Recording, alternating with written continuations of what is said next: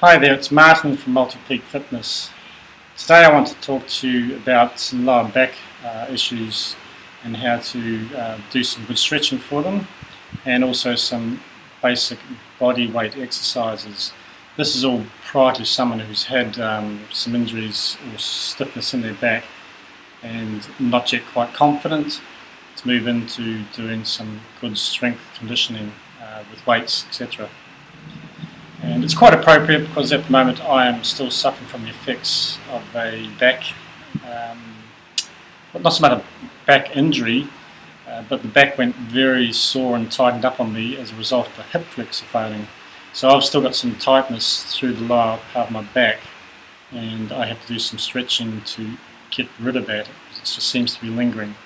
So we're going to move into the stretches first, and I've got 6 very basic stretches. There are a lot of other stretches you can do, but I'm just going to demonstrate 6 very basic ones. So you've got your knees to your chest, you've got a line rotation, you've got an adaptation of that one where you will hold the knee down and then try and twist your upper body.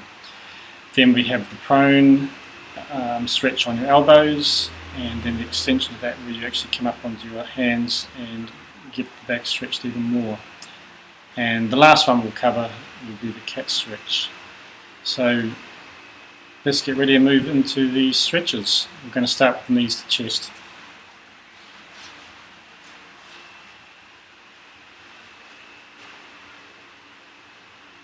Right, nice and flat on the floor. Slowly bring the knees up.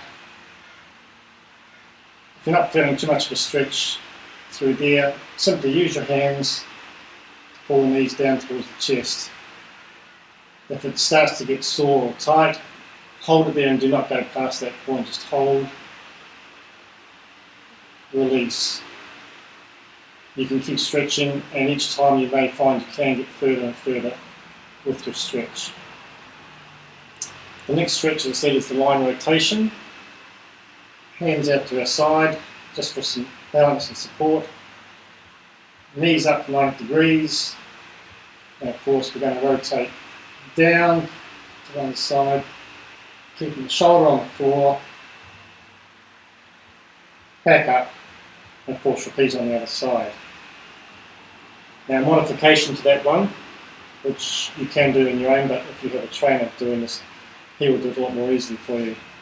We're going to put one leg out nice and flat, keep the other one bent as is.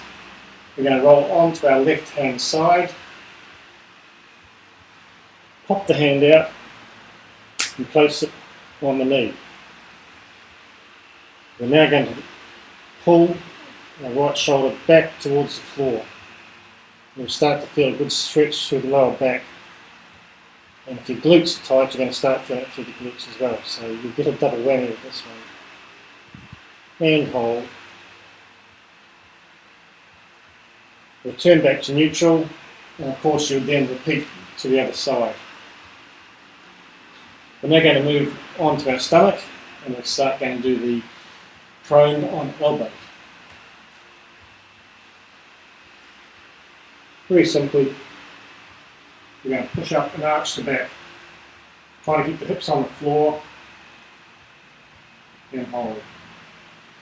And of course, the extension to that is to come up on the hands and push even further up. Still try and keep the hips on the floor. Do not try and lift the hips off the floor. Feel that stretch through the lower back.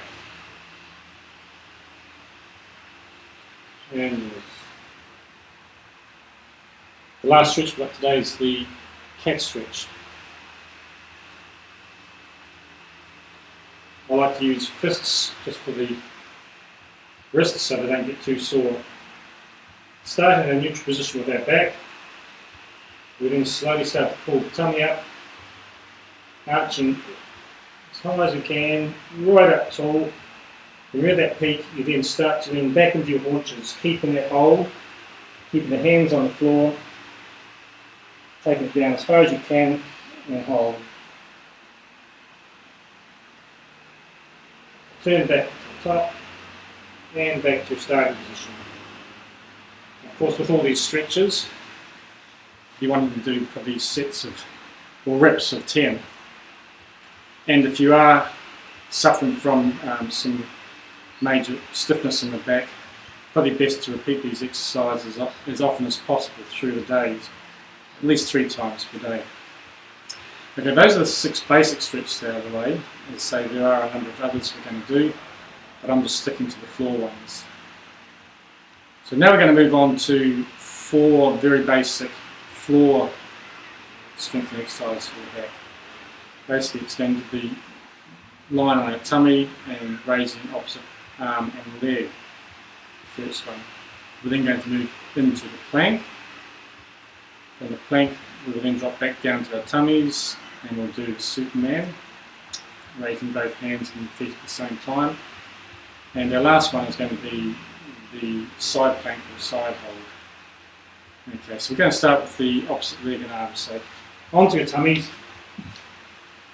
arms straight out in front. Hopefully the brain can operate well and you'll be able to lift opposite arm and foot. Up and hold. Just short holds. And of course we're going to repeat that probably 10 reps.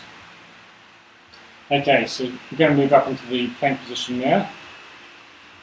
Just remember that this could cause more issues if the back does have serious issues. So just be aware of that, especially if you're reclined. Either stop from doing that and try and take an alternative exercise. If it's just mild and a little bit of discomfort, you can get them to adjust the height of your hips and hopefully alleviate that. But just make sure and keep asking them. So you're just going to pop up, leave a nice and flat tummy on, pull that belly button up nice and tight. And you'll see if they do feel a little bit of soreness in the lower back, then ask them just to elevate the hips just a little and see if it alleviates it. If it doesn't, then you're probably going to have to stop that exercise completely. Back down to the floor, arms straight out the front again, and we're going to move on to our Superman. Basically, just going to be raising both arms and legs at the same time.